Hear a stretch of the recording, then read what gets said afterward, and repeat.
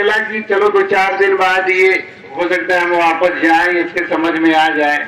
सही बात, वो 10 दिन बाद वापस आया तो बोला कहीं कुछ पता नहीं चल रहा कौन बड़ा है। जिससे पूछ रहे सब बता रहे भगवान बड़ा है, भगवान बड़ा, ये भगवान बड़ा, सब बड़े बड़ा तो बता रहे, पर इसमें सबसे बड़ा कौन है ये पता नहीं लग पाया। तो बोले आप जाके पता लगाओ, चाहे पूरा जीवन निकल जाए, मैं इंतजार करूंगी।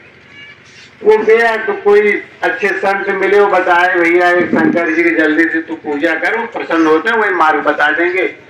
तो शंकर जी के मंत्र दे दिए, ओम नमः शिवाय। वो लेके जपने लगा, जपते जपते जपते जपते उसको जीवन के 8 साल निकल गए, लेकिन कुछ अद्भुत मिले नहीं।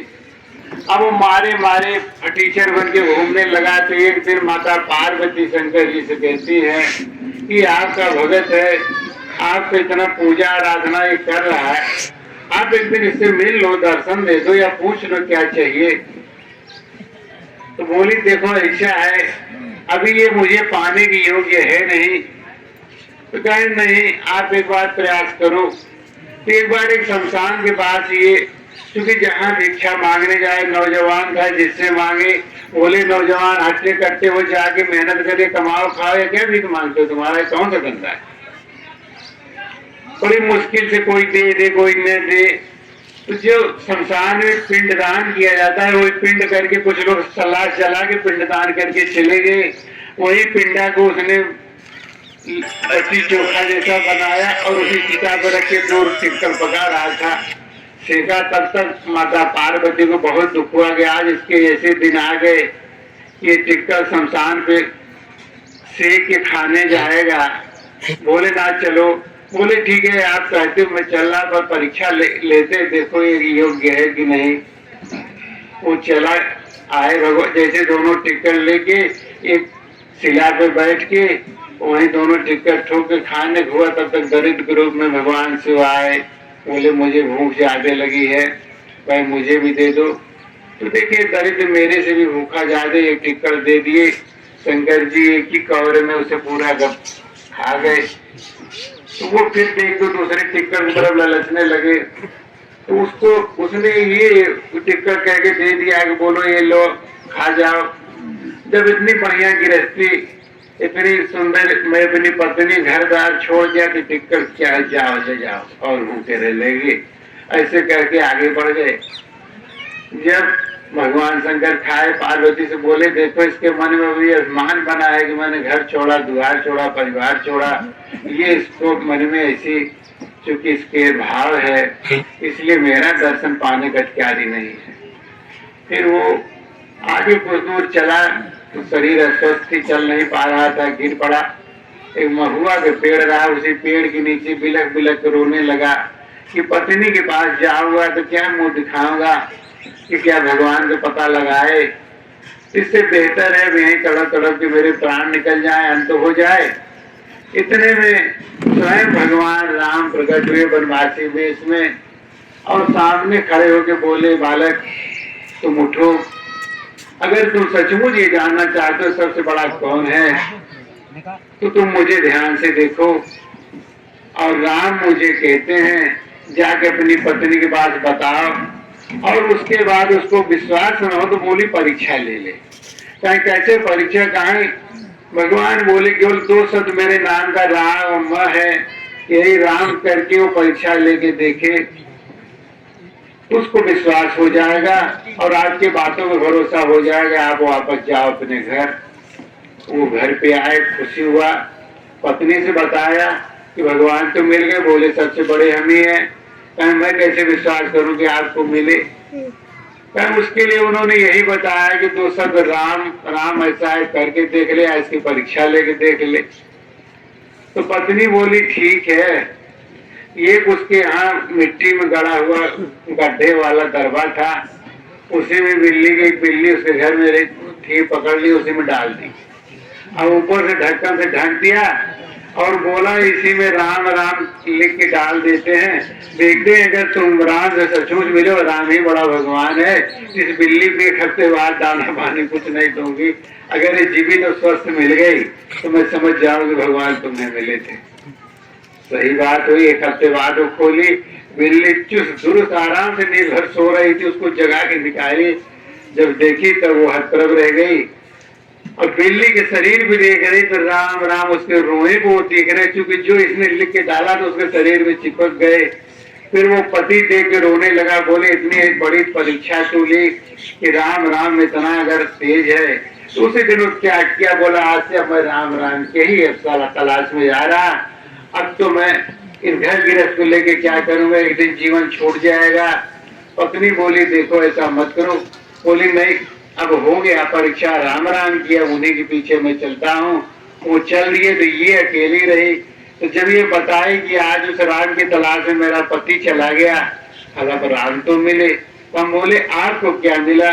बताइए मुझे यही मिला कि जब मैं शांत एकांत में बैठती हूँ तो राम राम राम राम की एक आवाज धुन आती है, उसी धुन को सुनते सुनते मैं सो जाती हूँ। और जब नींद खुलती तो वही धुन सुनाई देती है, उसी में मैं सारा कार्य घर गृहस्थ के देख रही। बस वही सुन के ऐसा ऐसा होते होते एक दिन ऊपर से आवाज एक आती है कि हे प्रिया, तो मुझे बहुत पसंद है, क्योंकि मेरे तलाश में तो अपने पति को गंवाया है, खो दिया, जीवन का सुख का त्याग किया है, इसीलिए तू जो कुछ मांगेगी हम देंगे। बोले हमें कुछ अब नहीं चाहिए, बस ऐसे ही आप में मन लगा रहे, चलता रहे। वो ये महादेवी जब ये बात बताई तो मैं हंसने लगा। हे माता, आज तो फिर राम राम के नाम से हमें एक छोटे से राम लला मिले, तब से मैं मारा फिर रहा। बम्बई रहने वाला अच्छा खासा घरदार था, तो छूटा जगह जगह से भटक रहा हूँ। ये बात जब चित्रकूट में वो बताने के बाद चित्रकूट परिक्रमा में घूम रहा था, तो हनुमान जी हमें बढ़ा के हनुमान जी के सामने मिले। जब ये मिले तो हम समझ गए कि तो हनुमान जी चूंकि इनको पूछे, प्रणाम किए, इनके प्रभु। तो वो हंस के गले लगाए, बोले देखो घबराओ मत, विजय तुम्हारी होगी। आज राम के नाम से ही मैं हनुमान बना हूँ। उनसे दुनिया ठीक है, आपकी और विशेषताएं जानती है, मैं कैसे उनको आश्वस्त करूं उनसे। तो उन्होंने बोला खुल के बोलो कि सुग्रीव के यहाँ मैं ऐसे नौकर काम करता था, बाली उनका भाई था। अगर मेरे अंदर इतनी बड़ी शक्ति होती तो मैं बाली से निपट लेता, लेकिन छिप के हम और सुग्रीव जीवन यापन कर रहे थे। जब भगवान राम के दर्शन हुए तो मेरे अंदर अद्भुत शक्ति आ गई। आज संसार मेरी पूजा कर रहा है कि भगवान राम की कृपा है। ऐसे चलते चलते आगे बढ़े तो हमें कुछ साहस तो मिला।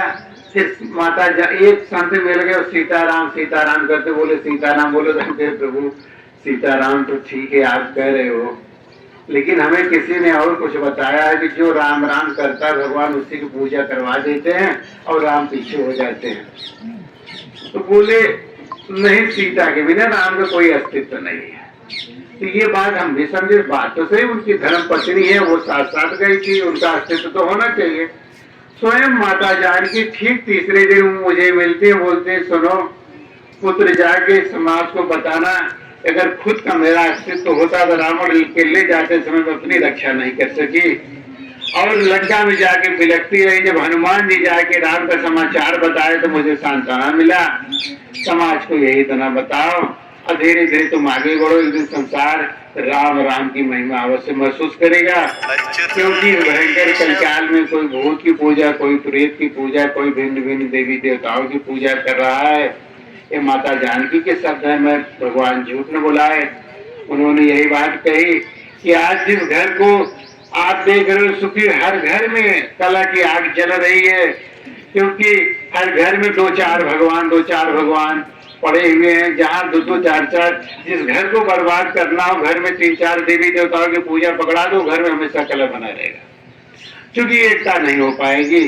और जो सबको बनाया, जो इस राम से सब उत्पन्न हुए, केवल उस राम को पकड़ा दो, पूरे घर का, समाज का, सब जगह कलेश समाप्त होगा, शांति मिलेगी, सुख मिलेगा और अंत समय में स्वयं भगवान की कृपा मिलेगी। ये बात कुछ दिन और चलते रहे थे। एक दिन हनुमान जी और मुझे मिले तो बताए, क्या तुम जाके अब लोगों को ये बोलना कि अगर जो गृहस्थ में रह रहे वो जाकर के चोरी चंडाली, बेईमानी, झूठ परे, बेईमानी, मक्कारी, गद्दारी, जो भी कर्म कर रहे हो वो लोग अपने कर्म में लगे रहो, कुछ मत छोड़ना, केवल एक राम राम करते रहना। वहाँ जहाँ राम राम होता रहेगा वहाँ हनुमान सदैव खड़ा मिलेगा, चाहे गृहस्थ हो चाहे विरक्त हो, लेकिन इतना ही है वो दिखावा नहीं करेगा। राम राम की नहीं माला लटका ले, दंड घट लटका ले, दुनिया में दिखाने के लिए गोमुखी में हाथ डाल के बैठ जाए, राम राम करा कर वो दिखावा करेगा, न कभी राम को पाएगा, न राम की कृपा पाएगा, न हनुमान को पाएगा। राम राम राम राम को भजने के लिए न कोई जगह अशुद्ध है, न कोई व्यक्ति अशुद्ध है। पति पत्नी के साथ रहते हुए भी राम राम को भजा जा सकता है, शौचालय में बैठ के भी राम राम को भजा जा सकता है। इसके अलावा खाते पीते उठते बैठते जैसे भी जिस भी परिस्थिति में आप रहो, राम राम, उसमें लिमिट नहीं कि जैसे गृहस्थी में आपके पास ज्यादा काम है तो आप 10 घंटे तो नहीं जप सकते, आप गृहस्थी के काम है, पारिवारिक जिम्मेदारी है, पारिवारिक जिम्मेदारी बखूबी निभाओ। उसके बाद यदि समय मिला है तो 4 बार कर लो, 10 बार कर लो, जिसको जैसा समय मिले, जिसके पास ज्यादा समय ज्यादा कर लो, जिसके पास कम समय कम कर लो। भगवान आपकी हाजिरी लिख लेते हैं। अगर आप 2 बार भी राम बोले हो तो भगवान उस चीज के भरपाई यानी सवैया जोड़ के आपके हिसाब में देंगे। ये बात मुझे तब विश्वास हुआ, अभी थोड़ी दिन पहले मुझे भेजा गया ये वृंदावन गए तो मुझे आदेश हुआ बांके बिहारी जाओ। बांके बिहारी परिक्रमा में गया तो वहाँ पहली समस्या आई रहने की थी, गेस्ट हाउस में रुक गया। उसी गेस्ट हाउस में थोड़ी देर बाद भगवान बांके बिहारी दर्शन देते हैं और दर्शन देने के बाद बोले चिंता मत करो, अभी आप रुको, जाना मत। ठीक है। थोड़ी देर बाद फिर उनकी आवाज आई कि आप चले जाओ, एक रमण रेती है गोकुल में, गोकुल रमण रेती भी चले गए। तो वहां मिलने की रहने की जगह मिली, रहने लगा। उसी रात में रमण रेती में संत मुझे आए, अनुभव में बताने लगे, बड़ा सौभाग्य है यहाँ आए हो, इतनी जल्दी वृंदावन से भागना मत, रुके रहो, बहुत चीजें देखने को पाओगे। तो ठीक है। दूसरे दिन आदेश हुआ कि छोड़ दो, आप बरसाना चले जाओ। फिर झोला झमड़ लिए बरसाना के लिए आए। राधा जी के मंदिर के ऊपर गए, एक किनारे बैठ गए तो एक ऐसे हार माला था, वो मैंने लिया 50 रुपए का, सब चढ़ा रहे थे, हम भी लेते जाए। पुजारी को भीड़ ज्यादा तो बाहर ही मैंने रख दी। थोड़ी देर में छोटी सी बालिका आई और वही माला पहने मेरे पास आके बैठ गई। शंकर भैया आप देख भवानी कौन हो? तो हंसने लगे, कहाँ आए हो? शंकर मैं तो राधा रानी के पास आया। बोला वही तो तुम्हारा आपके दिया हो तो हाथ में उठाएंगे। तब तक एक छोटा सा बालक पीछे पीछे भागे आए तो बोले कान्हा है। भगवान झूठ न बोला है। आप लोग अब कितना % मेरे बात में विश्वास करोगे ये तो मैं नहीं जानता कि मेरे बाएं जान के वो कन्या माता राधिका बैठी, दाहिने में भगवान वो कान्हा बैठे, दोनों एक दूसरे की तरफ मुंह करके वैसे ताली बजा करे राम राम राम राम राम राम राम राम की राम राम की राम राम की।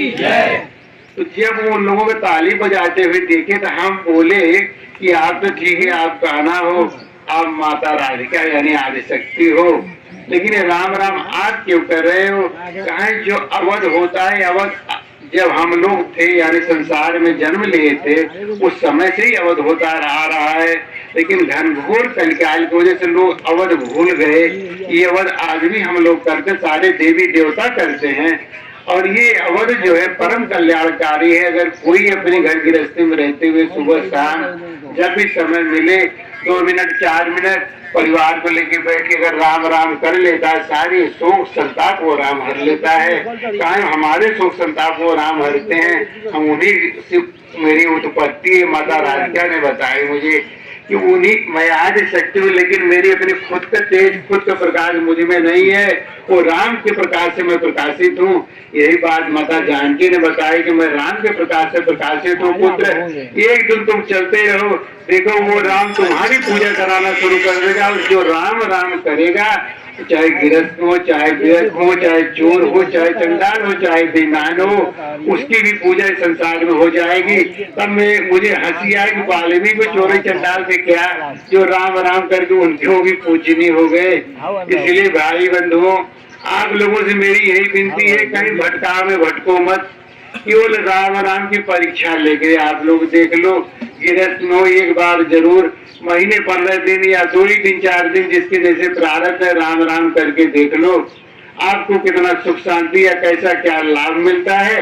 अच्छा रह गया जो बढ़त का, मुझे उन्होंने आदेश दिया कि जो बढ़त उनको प्रदान कर दोगे वो बढ़त उनको वृद्धि देनी शुरू करेगी, उनके आर्थिक सामाजिक राजनीतिक हर तरीके से उनका विकास होगा।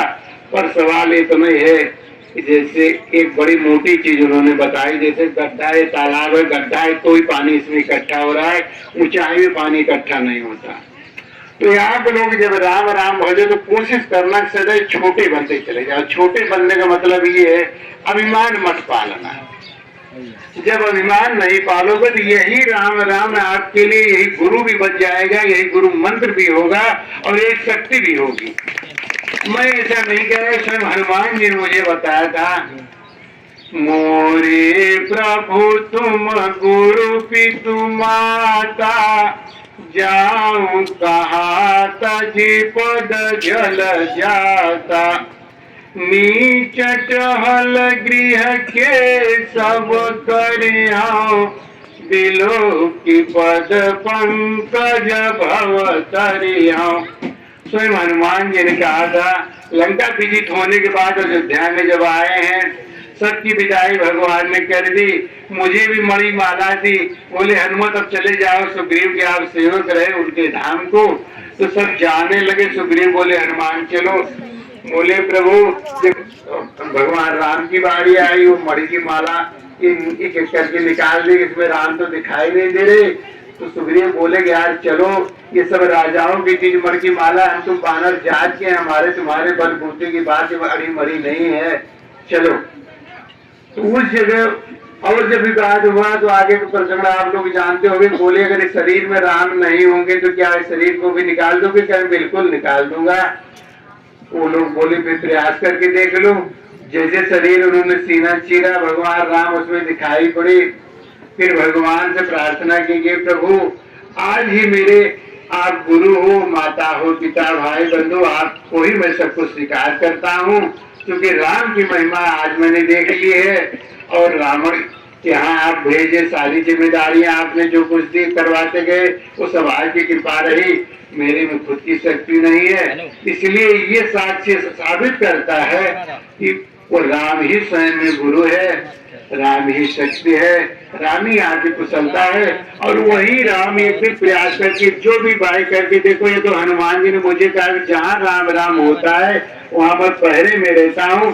अब कोई भाई ये करके परीक्षा लेके देखो, ये चीज चूंकि मैं तो देखा, पर आप तब विश्वास करोगे, मेरे कहने पे यकीन मत करना जब तक कुछ दिखाई नहीं दे, जब तक आपका कुछ लाभ न हो तब तक आप मेरे कहने पे राम राम पे भी भरोसा मत करना, क्योंकि हम परीक्षा लेके ही आए, बिना परीक्षा ले कदम इसमें पड़े नहीं है, ना जाने इसमें कहाँ कौन सी धोखा हो जाए। तो इस तरीके आप लोग भी जो भाई पढ़ लेना चाहते हो, ये सामने बैठे हैं या जो नामित यहाँ साधु हो चुके हैं, हालांकि उनको समाज साधु मानने के इसलिए तैयार नहीं है। समाज में ऐसी विकृति आ गई है, जो टंट घंट तमाम रूप रंग बना ले उसको तो साधु मानने को तैयार है, लेकिन जो गिरज में सचमुच राम राम भज रहा है उसको मानने को तैयार नहीं।